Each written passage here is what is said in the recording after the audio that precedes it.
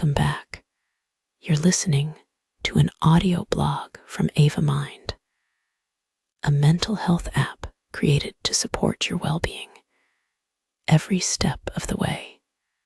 Today's reflection is, when emotions become overwhelming, recognizing signs and seeking help. Before we dive in, a quick note. If you find these episodes helpful, please consider liking, sharing, and subscribing. Your support truly means a lot. And if you'd like to hear Saul and Elia explore this topic in more depth, keep an eye out for the podcast version on our YouTube channel and wherever you get your podcasts. It's part of our series called This Is Not a Real Podcast. Cheeky title, Serious Conversations. We all have moments when our feelings feel bigger than we can handle.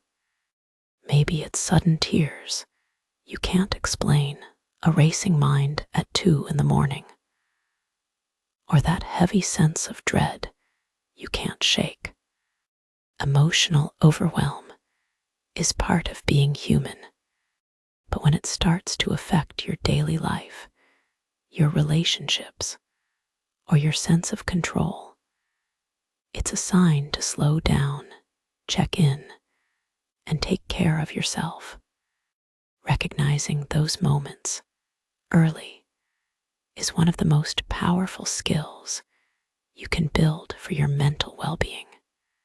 So, what does emotional overwhelm actually feel like? It's more than just feeling stressed.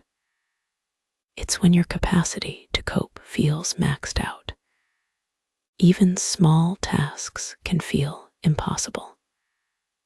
And it's not just about what's happening in your head. It's your whole body reacting. Emotionally, it might show up as sudden surges of sadness, anger, or fear. Or you might feel numb, detached, or find your mood swinging without an obvious reason. Physically, you might notice tightness in your chest, headaches, nausea, or a racing heart. You might feel exhausted no matter how much you rest. And behaviorally, you might withdraw from people, snap at loved ones, avoid responsibilities, or struggle to make even small decisions. Take a moment to think. How does overwhelm tend to show up for you?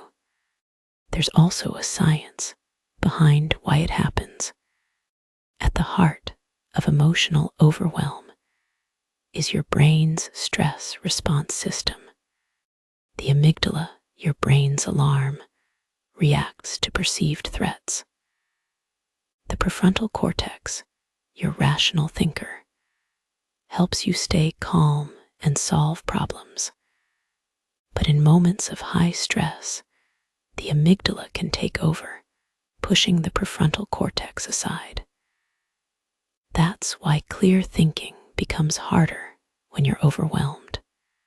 Your body also releases stress hormones like cortisol and adrenaline. They're meant to prepare you to fight, flee, or freeze.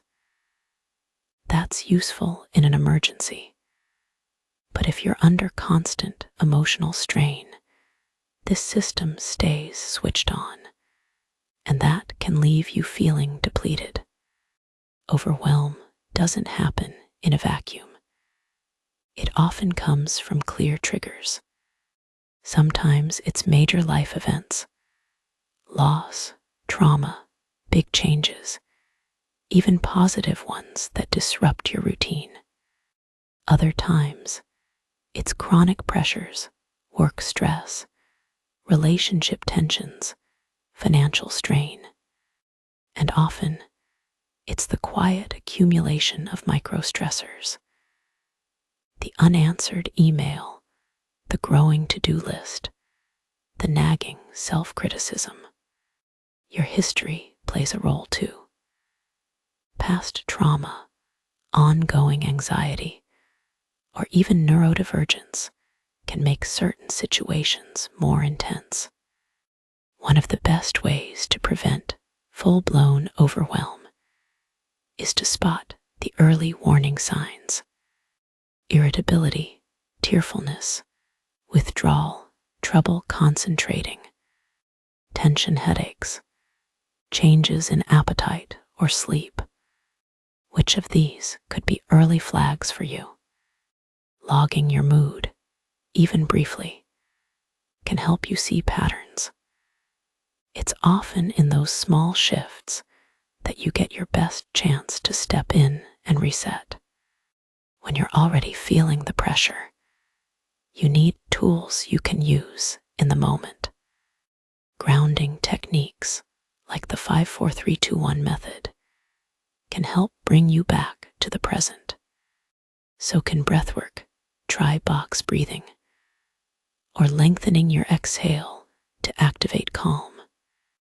Moving your body, stretching, or even shaking out your arms can release built-up tension.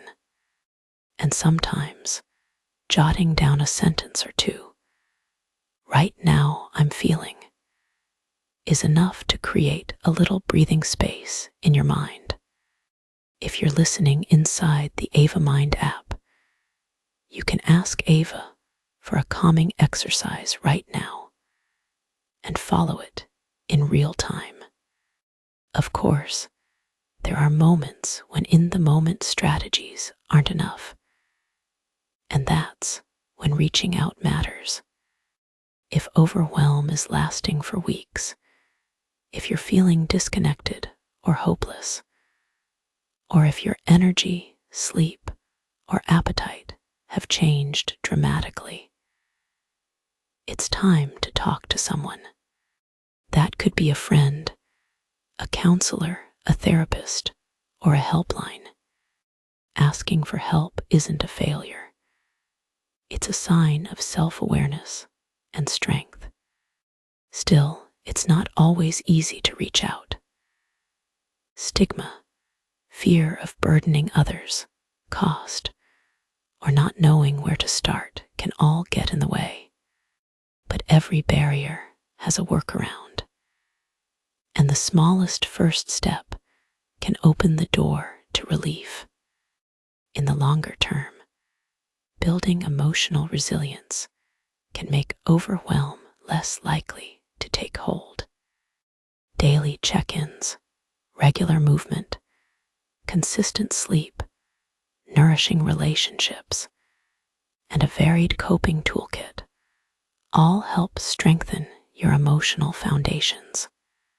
Ava can be part of that routine, offering guided practices, reflections, and soundscapes you can use anytime. Feeling overwhelmed doesn't mean you're failing. It means something in your life is asking for care and attention.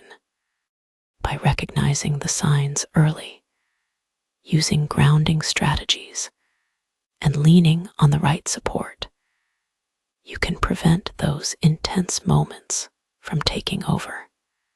You have the capacity to navigate these feelings. And if you're in the app now, maybe take a few minutes today to explore one of Ava's guided exercises or reflection prompts. It might be the steady shift you need to feel more grounded.